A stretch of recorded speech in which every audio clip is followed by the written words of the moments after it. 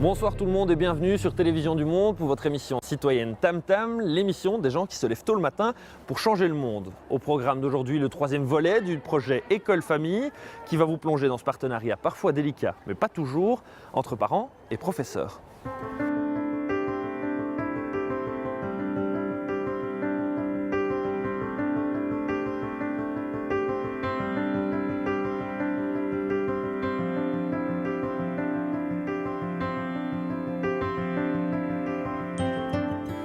Qu'est-ce que demande une école à une famille?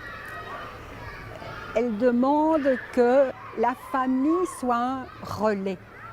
Il y a un grand rôle à jouer parce qu'il y a un partenariat que l'école doit avoir avec les familles.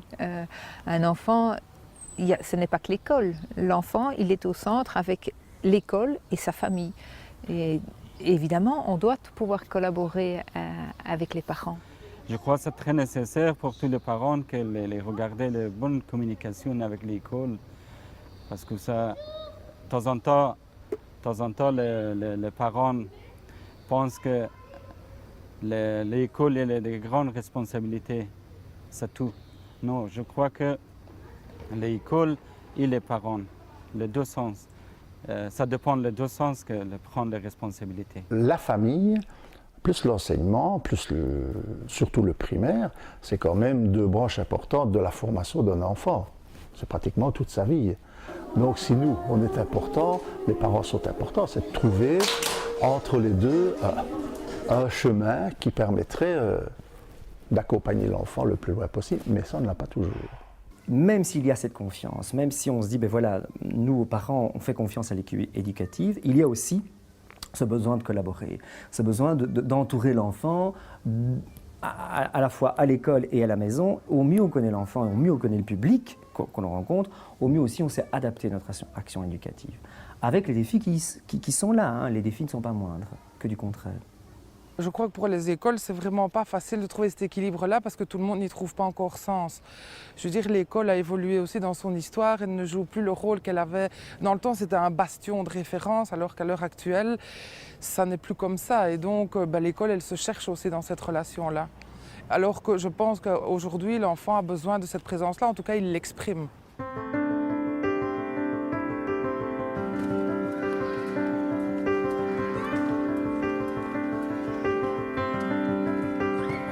Il y a des hauts et des bas un petit peu comme partout. Il y a une écoute qui est là au niveau de l'école, qui essaye d'aider, qui essaye de comprendre les parents, qui essaye de mettre le dialogue avec les enseignants. On sent qu'on essaye de mettre l'enfant au centre de la discussion, essayer que ce soit le mieux pour lui.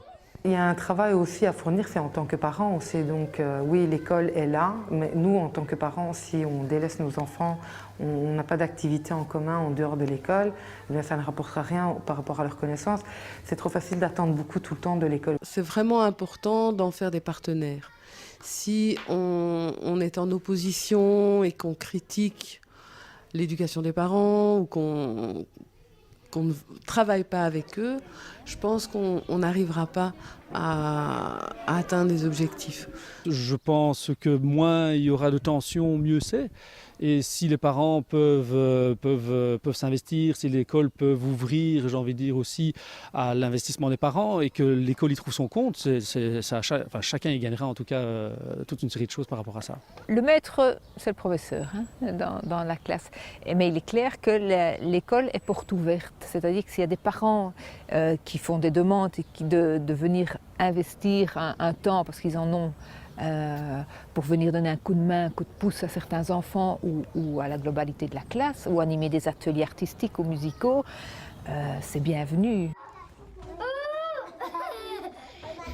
Alors le principe est assez simple, surtout dans les maternelles. En fait, on dépose des enfants vers 8h40 et de 8h40 à 9h, c'est un temps libre qui se passe en classe et qui permet soit de discuter avec les professeurs, soit de discuter entre les parents, soit de discuter avec les différents enfants. C'est régulier qu'on voit un parent ou l'autre qui raconte une histoire et que tous les autres enfants viennent se mettre autour. Ça permet de faire pas mal de liens entre les parents et de partager pas mal de choses. C'est toujours gai d'avoir des échanges avec les parents parce que ça permet de dire où se situe l'enfant, de montrer l'évolution plus facilement. Maintenant, on ne peut pas obliger les parents à rentrer dans l'école avec leurs enfants.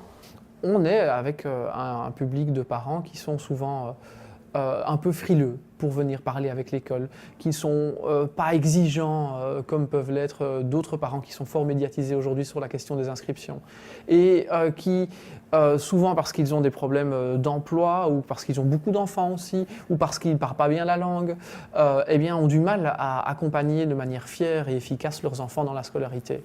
Et donc c'est clair que par rapport à ça, il y a un gros travail et que ce n'est pas facile. L'école ici, elle est entre le quartier social et la bourgeoisie entre guillemets de Louvain-la-Neuve, ça se côtoie.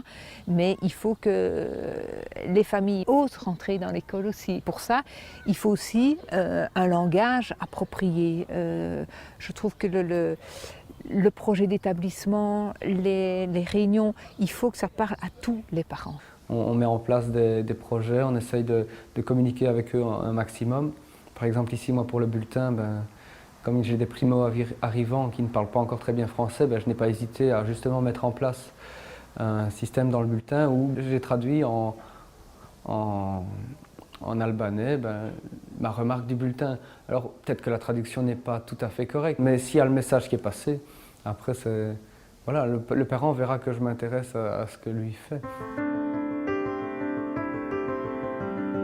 L'équilibre n'est pas évident effectivement à trouver parce qu'il ne faut pas que la famille soit trop présente non plus. En même temps, l'élève, il faut savoir, sur toutes ses relations affectives privilégiées, il la vit dans sa famille.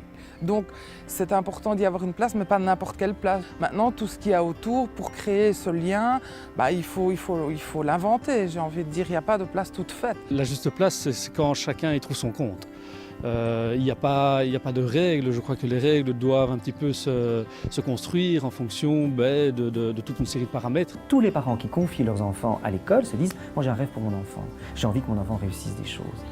Et c'est pour ça qu'il faut se multiplier pour donner un maximum de chances de réussir dans les domaines.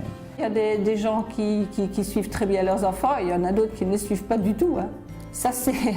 Je pense que c'est un peu comme partout. Et je crois que le rôle de l'école, c'est justement de veiller à ce qu'un enfant ne soit pas favorisé par rapport à un autre. Donc voilà, que les parents soient présents ou pas présents. Au bout d'un moment, on pourrait se décourager en voyant que ça ne prend pas, qu'il y a des parents qui n'en veulent pas. Et donc du coup, on ne ferait plus rien, mais je pense qu'il ne faut pas tomber dans ce travers-là. Si le parent a déjà du mal à venir s'intégrer, si lui il voit que finalement, on ne fait plus rien, mais il va arrêter tout. Le moindre effort qu'il aura voulu faire, il ne le fera pas.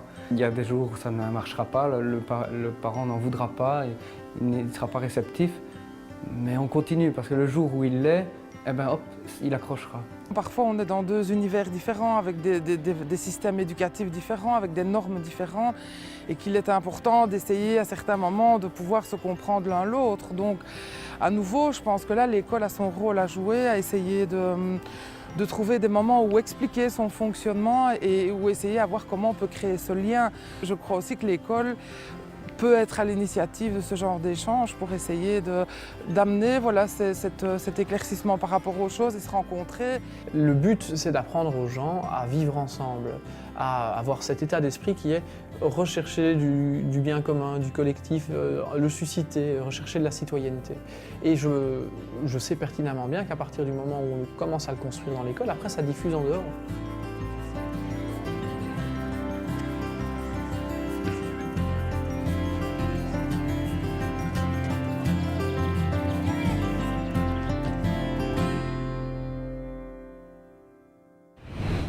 La semaine prochaine, nous vous inviterons à découvrir comment des parents ont pris à cœur de devenir des partenaires utiles au sein de l'école de leurs enfants, ou encore comment l'école peut s'inviter à la maison avec beaucoup de succès. À la semaine prochaine donc, sur Télévision du Monde.